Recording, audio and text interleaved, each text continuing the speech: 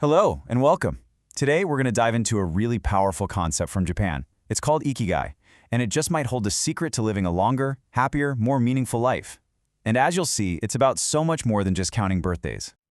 I mean, really, have you ever stopped to think about that? There are places in the world where living past 100 isn't some crazy fluke. It's actually pretty common. And we're not talking about just surviving. These people are thriving. They're active, they're vibrant, they're full of joy. So what's their secret? Well, it turns out the answer can be wrapped up in this one single beautiful word, Ikigai. It's a concept so deep and so powerful that it can literally shape your entire way of living. To really understand this secret, we need to go to a specific place. We're talking about the island of Okinawa in Japan. People call it the land of immortals, and for good reason. It has one of the highest numbers of centenarians. That's people living over 100 in the entire world. And their secret is just woven right into their culture. So what exactly is Ikigai? Well, at its very core, it translates to your reason for being, or more simply, a reason to live. It's that thing, or maybe a few things, that gives you that deep sense of purpose, that joy, that makes you actually want to get out of bed every single morning. Now, here's what's so cool about this. According to the Japanese philosophy, everybody has an Ikigai. Every single one of us. You just have to find it, and it doesn't have to be some huge world-changing mission. Actually, it's usually found in the simple, everyday stuff.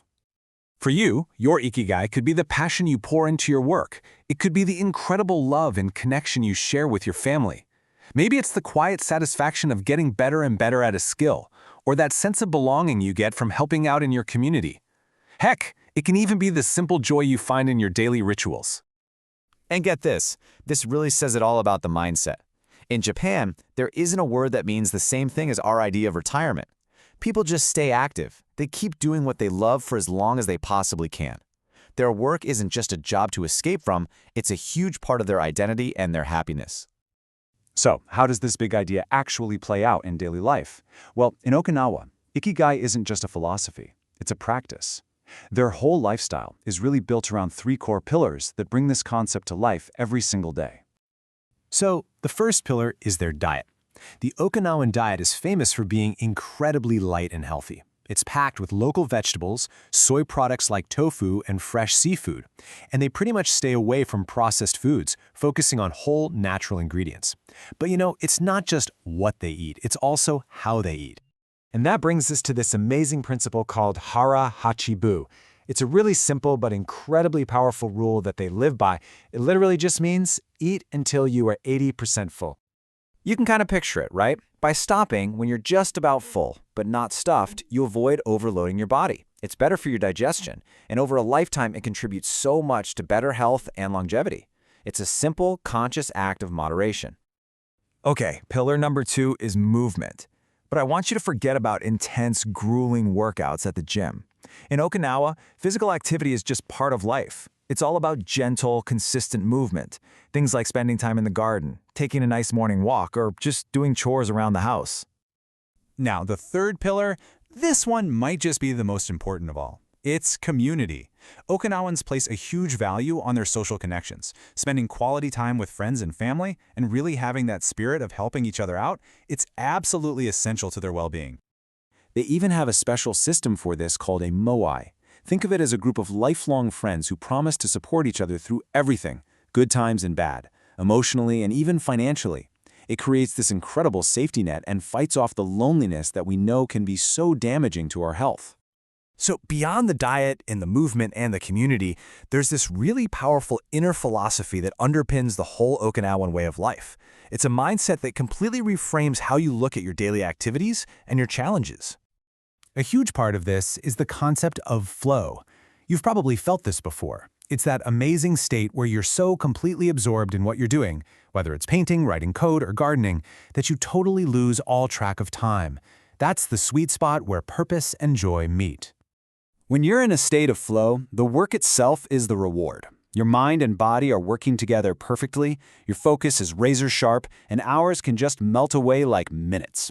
Finding that flow in your daily tasks is one of the best ways to connect with your Ikigai. Another beautiful idea they live by is Wabi-Sabi. This is the art of finding and appreciating beauty in things that are imperfect. It's about accepting that life isn't perfect, embracing flaws, and finding peace in simplicity. This mindset really helps cut down on the stress of trying to be perfect all the time. And finally, tying it all together is resilience. The people of Okinawa have faced incredible hardships over the years, but they have this amazing ability to bounce back. They tend to see challenges not as things that stop them, but as opportunities to learn and to grow stronger. There's this powerful Japanese proverb that just captures the spirit perfectly. Fall down 7 times, get up 8. It's such a beautiful reminder that resilience isn't something you're just born with. It's a muscle you build every single time you choose to get back up. Okay, so we've explored the what and the why of Ikigai. Now, let's bring it all home. How can you start the journey of discovering your own Ikigai? Well, the whole journey really starts with just a little bit of self-reflection. Ask yourself these simple but really deep questions. What do you absolutely love doing? What are you naturally good at? And how can you use those passions and those talents to help others or contribute to the world? The sweet spot where those answers overlap, that's where you'll often find your Ikigai. And please remember this. This isn't a test with only one right answer. Finding your Ikigai is a journey of discovery, not some final destination. It can change and evolve as you go through life. The most important thing is just to be patient with yourself and stay curious. So I'll leave you with this question to think about. What's that reason that gets you up in the morning? What is your Ikigai?